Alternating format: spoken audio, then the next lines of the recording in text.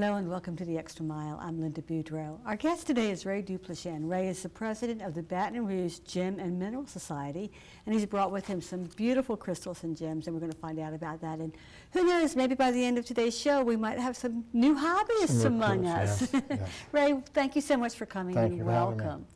I so appreciate you coming across the basin to be with us and to bring all these beautiful crystals with you. So I guess to start, what is the Baton Rouge Gem and Mineral Society? The Baton Rouge Gem and Mineral Society is a group of people that's dedicated to teaching people about minerals, crystals, fossils, and just the overall knowledge to teach people about the lapidary arts and earth sciences. So really, there's a whole lot to this, but it's all really kind of, I guess, celebrating Mother Nature's creativity, huh? Yes, yes, and in the love of the beauty of the rocks and what can be made from them. Because there's more to a rock than a rock. Yes, yes. So how did you get into this? Well, as like you said, I never was really into it at a younger age like a lot of people. A lot of people love it at a younger age, but I was working out of town, working in North Carolina, and looking for something to do in my spare time because my wife was not with me and I was working there. And there's these little venues on the side of the road that has these solution things, and the solution thing is what? Yeah, it's dirt with crystals in it, and you go there and you pay a fee and you shake it and get the mud off, and there's crystals in it, and you take it and go home happy. And I did a lot of that, and I just got so fascinated with this stuff and didn't realize that you could actually find an emerald or a ruby or something like that in the dirt. And I just did more and more investigating, and I got in a local club over there, and people took me under their wing and taught me and answered all the questions that I had.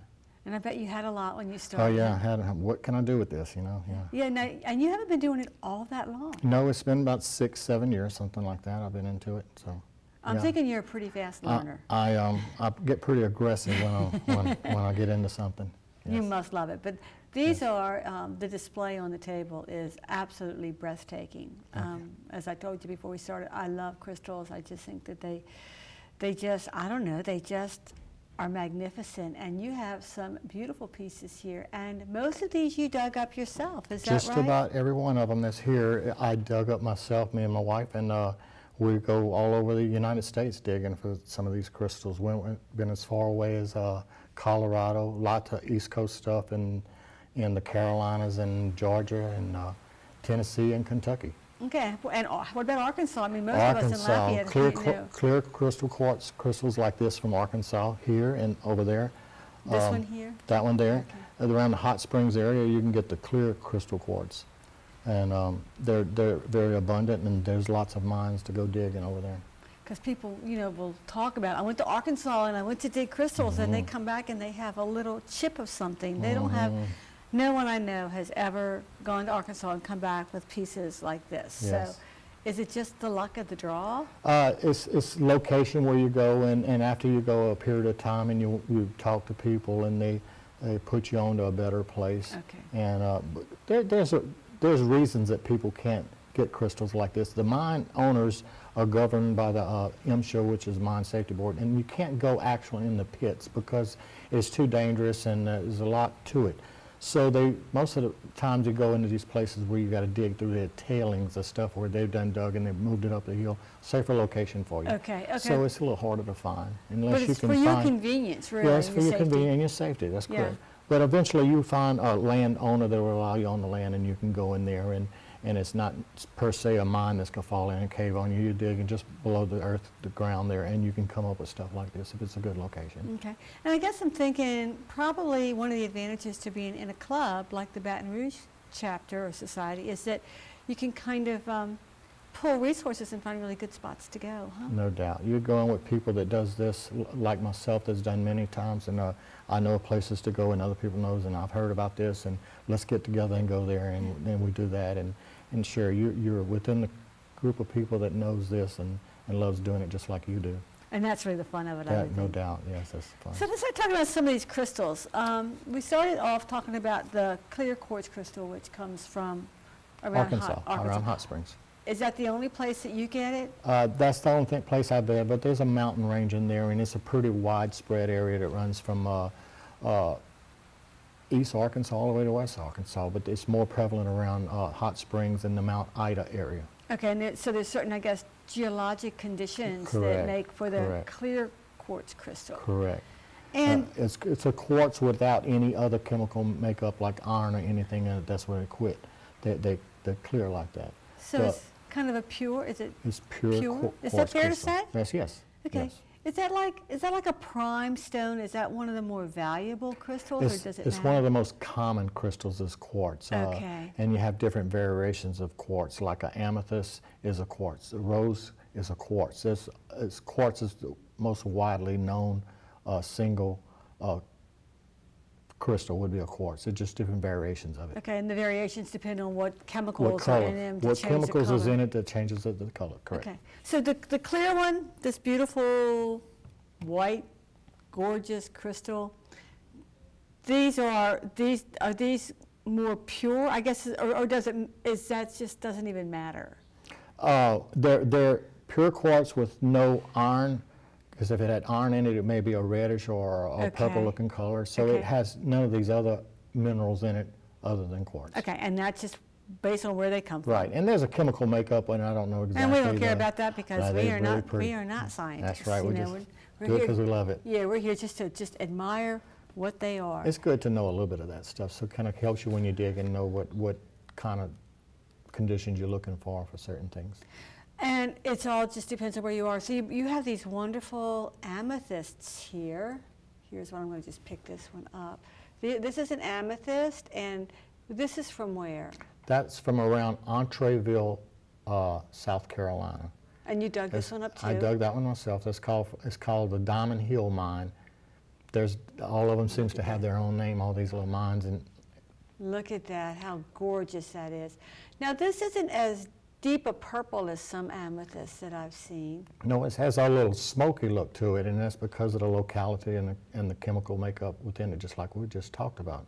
So some of them are real bright, like some of the Brazilian amethysts you get is really a dark, deep purple, and those are pretty too. They're all individual. It just, and I can look at a lot of people that's done plenty of digs can look at that and tell you where it comes from, because you know that they're purple and they got this little smoky look to it, so we know it came from there. So you've learned. Yes. Now yes. how does it work? Like we have, you know, how do like the miners do? Do they like dig, I mean, do you just go with a shovel and just start digging around and poking around? That's how I do, but the landowners know that it exists there, and they make their living selling these here, because they're worth thousands of dollars on this stuff. So they'll go in there and they'll dig up in the holes where you're not allowed because of safety reasons, and they'll get the choice stuff, the really nice stuff, and this, you know, that's how they make their living. We do it as a hobby and it's fun, Right. but then they'll take the dirt from the digs and they'll bring it up top of the hill where it's safe for you, and after they've picked up the stuff, for a fee you can go in there and dig there and keep whatever you want. And that's how people like us in clubs are able to go and get with these mine owners, and that gives them a way for another way to get income in. Sure, And sure. you dig through that, and sometimes there's very nice stuff that they forget, you know. Yeah, Because can they're grabbing all the real choice stuff, but there's still good stuff to be had. Now when this comes out of the ground, it doesn't look like you have it looking on this table. Oh, well, it looks a lot like this, other than it's dirty. I did no polishing or anything to it, and I did no cutting on it. It grows, see how they grow in the crystal form with the points. Right. Like that. This is natural then. It grows just all like these that, peaks and in most points. cases they grow in a vein, and you've heard of a vein. Right. You heard people talking about digging in a vein, and what it is, it's a hollow spot in the earth, and these crystals will grow pointing towards each other, and there'll be a dirt layer in between it. That's how it grows out, and sometimes the veins are wider, and it makes your crystals a lot bigger, much larger, or sometimes it'll be close, and it'll be little stuff like that. It'll be smaller because your veins are smaller. Okay, I'm going to hold So this they have up. more room for growth. There's more room for growth the wider the vein, and that's how come you can get some larger crystals. Okay, so But the one that I'm holding up now, which is you're an example of smaller crystals. Correct. This was because the vein was closer together. Correct. There Is was that a right? smaller gap in the vein, Okay. you know, or it just hadn't matured and grew much longer. And what farther is than that. this? This is also That's very from the pretty. same location. See, it's got more of a smoky hue. In the same location, they had what they call the amethyst pit, and they had the smoky pit within 100 yards of each other. It just, in the ground, it just changed colors, you know, that short of a distance. Now you dug this up too? I dug that up too. That kind of stuff is laying all over the ground over there if you get lucky enough to go at the right time. Now, but when you're digging, it's going to look like this on the back. I mean, if I saw this lying on the ground, You I better might flip just it over because it could be yeah. something nice. A lot of it gets left because people say, "Oh, that's just a rock," Yeah, and you look. don't flip it over. Yeah, there's nothing pretty there, and then you No, turn walk right it over, past it. and That's correct. look what you have. Yes, Yes. so it's pretty amazing. It's easy to overlook something you think is just a rock. Yeah, so you have to pay attention when you're there, and you have to know what you're doing. You really do have to know what you do. How did you learn all this, Ray? Again, the club people, I joined the club over there, and they talk about, hey, we're going to dig this weekend. You want to go? And, yes, and I go, and I just learned from some very good people that loves it just like I love it now, and they taught me. These are mostly weekend digs. This is something Yes. people could do, like, if they could join your club and just go on Friday or Saturday and come back on Sunday? Yes, it depends on the location. In South Louisiana, we don't have things like this, but we do have banded agates and things like that in some of the local streams. But for the most part, if you want the larger crystals like this, you have to go to the clear. You go to Arkansas, and the colored stuff like the amethyst, you would go to Georgia or North or South Carolina for that. But it's absolutely doable. Oh, without a doubt, yes. Now, you don't just dig. You also facet, am I right? Correct. That's part of the fun of doing all this is doing something with it once you get it, because after a while you got a shed full of stuff. You got to find things to do with it. And until you do something, it's kind of big. I mean, having a whole room full of this, although it's beautiful, it takes up a lot of space. Takes up a lot of space, but you can take a larger crystal and facet it. There's different ways that you can turn these stones. People has been doing jewelry throughout time. Forever. I mean, there've been breastplates. You heard of breastplates with ornaments and stuff. So there's been doing this in different countries and different cultures throughout time, and they've learned to do that. I like faceting. Faceting is where you take a stone and it's going to be more of a clearer stone, not in color but in purity. And you take it and you cut angles on it. And the angles that you cut on it is dependent on the kind of chemicals that's made in it, because all of them are layered different, structured different. So some of them you have to change a different angle. But where you get your shine in the crystals is when the light goes forward into it and reflects back out. And if you don't have that angle just right for that specific stone, the makeup of that stone, the light will just kind of pass through it and it don't have that shine. But if you get your angles just right and where that light can come back and reflect back at you, that's what you do. Faceting is when you take a stone like this, and I don't know if y'all can get that. You take a stone like that. We can get this. That's one of my wife's larger blings that she has. We were saying before we started today's show, your wife is very lucky because all of these are her rings, and they are beautiful. Yes, they're all hers. She gets the pick of the litter as I do them. She tells, I want that one or I don't want that. She says she feels guilty. She gets to keep. She has so many of them. As well, she should. We're going to try to get a close up of this. Yeah. But you cut this stone yourself. I cut that stone myself, and I had sent it off to a gentleman in Dallas, and he made the setting for me. Okay. And I'm going to put it here so that we can get a good shot of it, and you can tell us how you do this. Now, what is this stone again? That is a cognac quartz. Okay. Cognac quartz. And where did it come from? I actually bought that stone from a gentleman in North Carolina because I really like the color of it. And they mined it up there, and it's I think that one may have come from Brazil. Okay. That specific stone there. Because all over the world, I guess you can kind of hear, we got a good shot of the stone. So tell us about the faceting process now. Look at how beautiful. I mean, like I said, the faceting process is a matter of setting it up on what we call a dop stick. A dop stick looks like a pencil, and I glue the stone. It just looks like a rock on a stone. And I set it on my machine that has a dial indicator, and I cut it, and there's a wheel that turns, and you set it down there and you grind it and you cut it, and then you turn it again, and it all depends on the pattern you want. And you go through this process, and that specific stone there probably has maybe about 75 or 80 different angle facets on it. Look at that. So do you know, you have to know before you start how you want this to look? Yes, you depend on the size of the stone and what you can get the most yield out of it. Look at how beautiful that is. What happens if you make a mistake? If you make a mistake, you can still cut it. It's just going to be smaller because you have to go smaller because you can't add back to it. Because you can take away, but you can't add to. So you can recover from it. Have you made any mistakes? Made plenty of mistakes. I always hate to ask. But Yeah. but you learn from your mistakes. But it is fun to try to do something of quality and doing it good and doing it right. And that's really been, I think, just looking at, we said this earlier, looking at the quality of the stones and crystals that you have here. Quality really makes a difference, and it matters to you, doesn't it? Correct. You can buy stuff that's from other countries that's mass produced, and they're not done exactly to specs. They're just done in a hurry. Whereas here in the United States, most every faceter takes pride in I should say every faceter probably does, takes pride in cutting it and doing it right, because that's the only thing that separates us from everyone else. We want our stones to be just right. We want to get maximum yield, maximum light and brilliance out of each one. We don't want just to sell you a rock. We want to fix it where it's beautiful. And every one of these is. Now you have one you brought today. I have one I just finished last night, and I'll get it right here, and I'll try to set it up.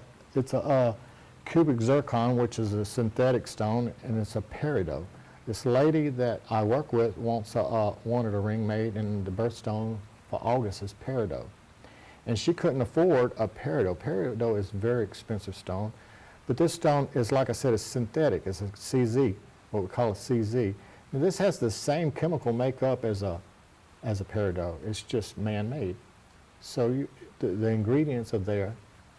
So you can just buy, you can buy the synthetic, the cubic zirconia, and then you become the gemologist, and you become the one that cuts it and sets it. Look at how much. And I'm really proud of this one here. It is probably my best work I've ever done, because the perfection of the, I don't know if you can see it, it's like little kites on some of these facets, and they're all perfect. The polish on it is perfect, and I'm really proud of this one. To use the word fire, it has a lot of fire, and that's if you look down on it, if it shows up on the camera, it shows all the little individual glitters back at you, and that's telling me that I cut my angles perfect for that stone there, and I utilized every angle, and it's just gorgeous. It is absolutely beautiful. Yes. Now, what you have it on, that little pencil. It's just a little holder. I take it, and I just, when I'm working on something, I get through with it, I just put it back on this thing and grab it just for looks. Okay, and that makes it manageable. Yes. Now, and then she will take that stone and she will have it set in a ring, and then she will have not just a beautiful piece of jewelry, but one that means something to her, because her friend did the faceting. That's right. So this is the same kind of faceting that you would do, or that any jewelry maker working with stones does. It's exactly the same process. Am I right? Most jewelry makers that you see in the malls and stuff, they're actually just assembly people. They don't actually cut the stone. They'll order the stones and they'll order the settings and put it in. When you go to the individual jewelry shops, the mom and pop, so to speak, that guy in there usually he cuts most of the stones himself, or a large majority of them.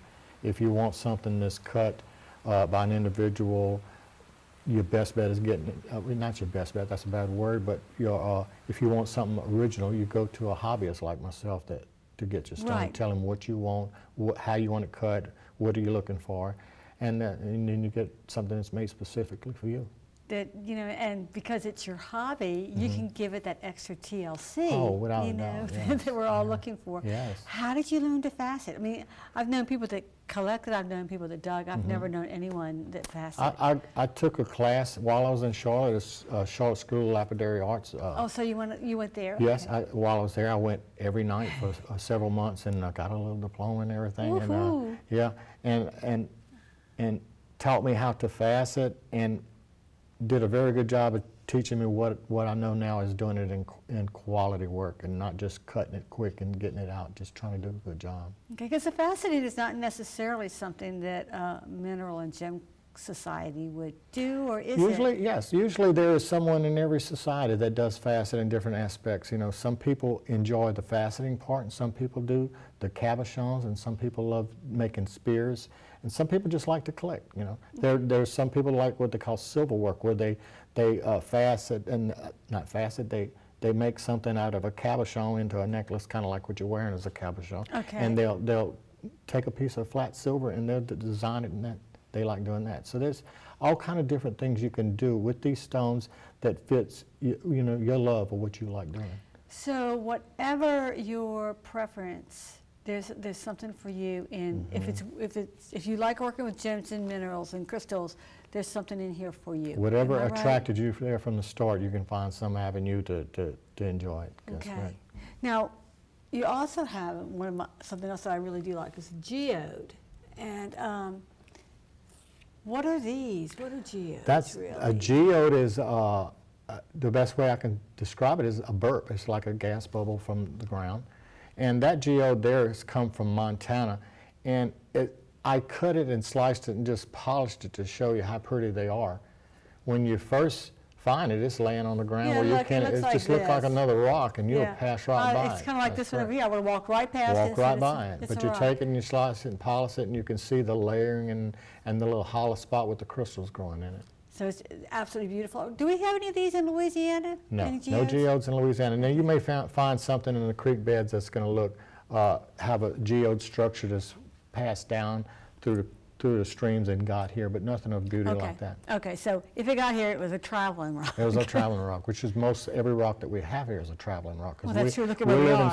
in the south here, and this was ocean, and so during the Ice Age, a lot of these stones that we have in here floated on the snow in the banks as it moved down, and that's how a lot of got here in the gravel beds that we have now in different locations. So they're not really forming here as much as they are? No, most of the stones that you have here are not formed here. They're formed from up north in different formations in Missouri and further up from here. Do we know, I don't know, somebody knows, but this may be outside of your area of expertise, but do we know why certain things form in certain places? Is it just...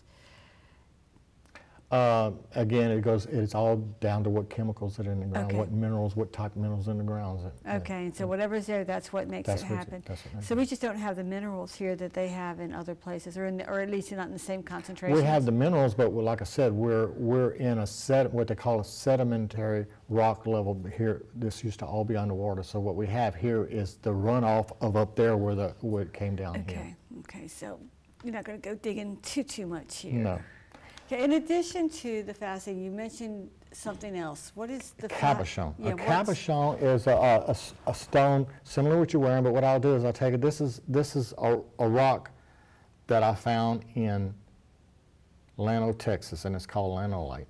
It is actually a granite, and it has inclusions of quartz, blue quartz crystals in it. And I'll find it'll be a round rock like this in here, and I'll slice it like you would a piece of lunch meat. And then once I slice it, I'll use a pencil and I'll mark it round, and I'll begin sanding and polish on it, and I'll make a cabochon out of that. And I don't know if you can see that. Let me set that they've down. got a good shot of that. I'll make a cabochon out of that, and I'll wire wrap it, or other people wire wrap it, and make beautiful pendants out of it. That's a beautiful And piece. they can be made smaller and put in a stone in a ring too. Okay, so you can do, again, make any kind of jewelry you want You can make a ring out of it, yes. Yeah. You can order a setting that's made for a cabochon, which would be a smaller one there, so it would be a little big, put that on there, but yes. Okay. And you've got some other really beautiful ones too. Yeah, they're from different parts. That one is the lanolite, and I have what they call a sodalite. It's a very popular one. Oh, that's a pretty shade of blue. People that like blue, they like this. And I have someone mentioned earlier, they really like this other one that I had. Leave that blue one up a minute more because I think we're, okay. Okay. So we have the blue, and then...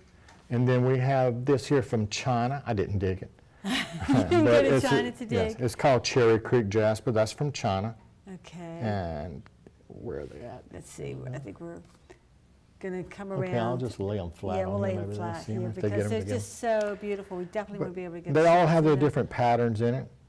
And I think they all have their different stories, don't they? They all have their different stories. They're very pretty, yes. So the last couple of minutes that we have for today's show, I just want to kind of go over again because I'm hoping that people watching maybe got a little bit of respect for the minerals and crystals and maybe a little bit of curiosity, and maybe you're thinking that they might like to go on a dig one day. And it's a great family sport, right? Right. And you don't have to belong to our club to go. We welcome any visitors that want to tag along with us. You're welcome to go with us. Oh, okay. So your group is pretty friendly and open-ended. Sure, yeah. And so if somebody wanted to know more about this or wanted to get involved, they can either call me, and I think they're going to have my number posted here, but I'll say it anyway. It's 225-978-0031. That is my phone number. You can contact me, or you can find us on our Facebook page, the Baton Rouge Gem and Mineral Society. Okay, and then they can talk to you about maybe when some digs are going on, or, Sure. and questions that they might Request a newsletter from us, and we keep everybody updated in the newsletters, and we'd be glad to send them a copy of our newsletter. And you are the closest one to Lafayette, right? There are other societies, but not here. We're probably the closest to Lafayette, Okay. correct. Well, Ray, I want to thank you for coming, for Thank you. sharing all this beautiful minerals and gems. It's just been so much fun for me, and I hope that our audience has enjoyed it as much. Thank you for having me. Thanks for your hobby. Thanks for what you do. Thank you very much. And thank you for watching The Extra Mile.